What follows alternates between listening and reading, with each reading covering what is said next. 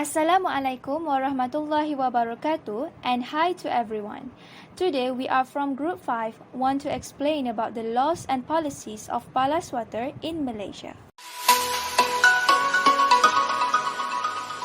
Do you know what is ballast water? Ballast water is one of the major pathways for the introduction of non-indigenous marine species. Ballast water is fresh or salt water held in the ballast tanks and cargo holds of ships. It is used to provide stability and maneuverability during a voyage when ships are not carrying cargo, not carrying heavy enough cargo, or when more stability is required due to rough seas. However, there are two issues related with ballast water in Malaysia. The main reason was because up until now, the tools to support the convention has not completely ready yet. The failure in implementing the convention is considered a major problem as the government of Malaysia should be well prepared before joining as member of convention. Next issue is to control ballast water discharge at regional levels. For example, the Straits of Malacca and Singapore is jointly shared by Malaysia, Indonesia, and Singapore. The Straits is the main shipping channel between the Indian Ocean and the Pacific Ocean, and recently more than 80,000 ships traverse the Straits annually. Of these, three coastal states has to decide the minimum distance limit for ballast water exchange before entering the port along the Straits. As pointed out in item International Regulatory Frameworks, the ballast water exchange normally required to occur 200 nautical miles from the nearest land in depth of 200 meters or more. Next is about an international convention for the control and management of ships' ballast water and sediments 2004. This BWM convention was adopted by consensus at a diplomatic conference held at IMO headquarters in London on 13 February 2004. Then it was ratified in Malaysia on 27 September 2010. BWM Convention entered into force on 8 September 2017. The convention includes two regulations, which are Regulation D1, addresses the ballast water exchange standard, and Regulation D2 that details the ballast water performance standard towards the treatment of ballast water using type-approved ballast water management system.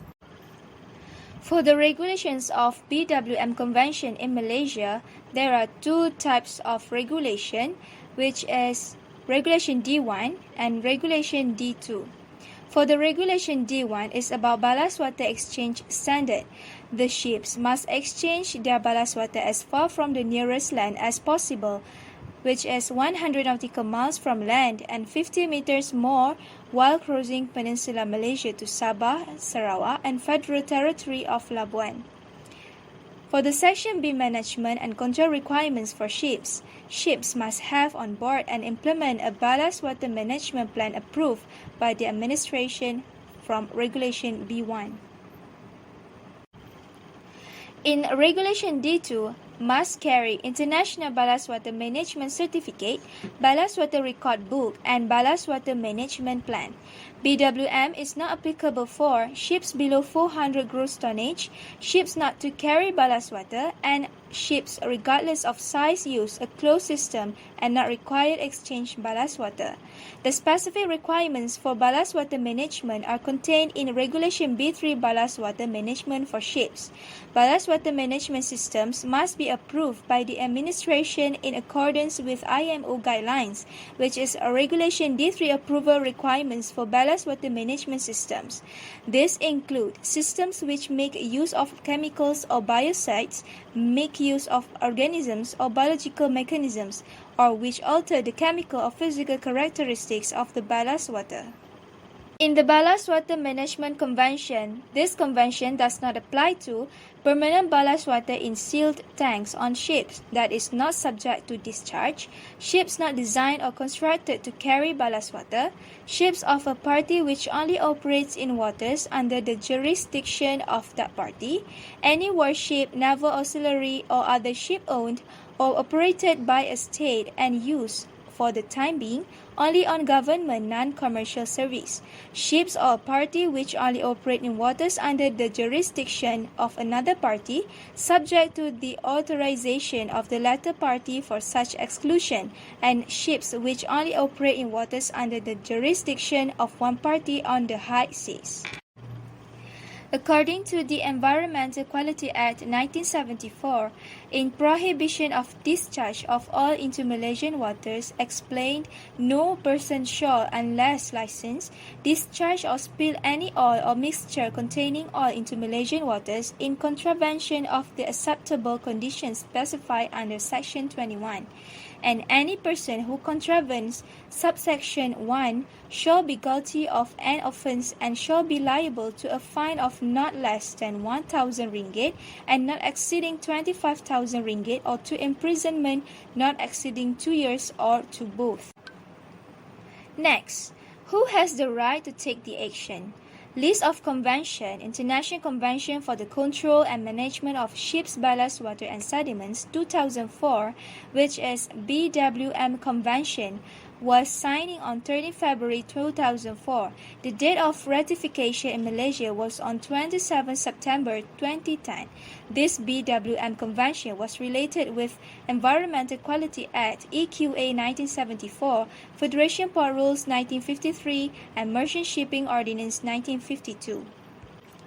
Then, agencies that involved were International Maritime Organization (IMO), Marine Department of Malaysia, Ministry of Transport, Director General of Environmental Quality, and Environmental Quality Council. But whose responsibility is it? Ministry of Transport, which ratified the BWM Convention. Ballast Water Management Officer and Vessels Master, which develop detailed measures and processes related to the ballast water exchange. Port Officer completed ballast reporting form shall be submitted to them. Give consent whether to let the untreated ballast water be discharged in Malaysian water. Investigate on any reason why ballast water has not been exchanged following the provision of Regulation B4. And the last one is Surveyor General of Ships check and confirm the stability of the vessel. From the International Convention for the Control and Management of Ship Ballast Water and Sediment (BWMC), we can conclude some of the pros and cons of the law, which is the installation of a ballast water treatment systems (BWTS) is provided with two types of process technologies, which are physical solid liquid separation and disinfection, and electrochlorination for disinfection will prevent unwanted and untreated ballast water from being discharged in Malaysian water. Next, the BWTS can also prevent the spread of potentially harmful aquatic organisms and pathogens in ship ballast water.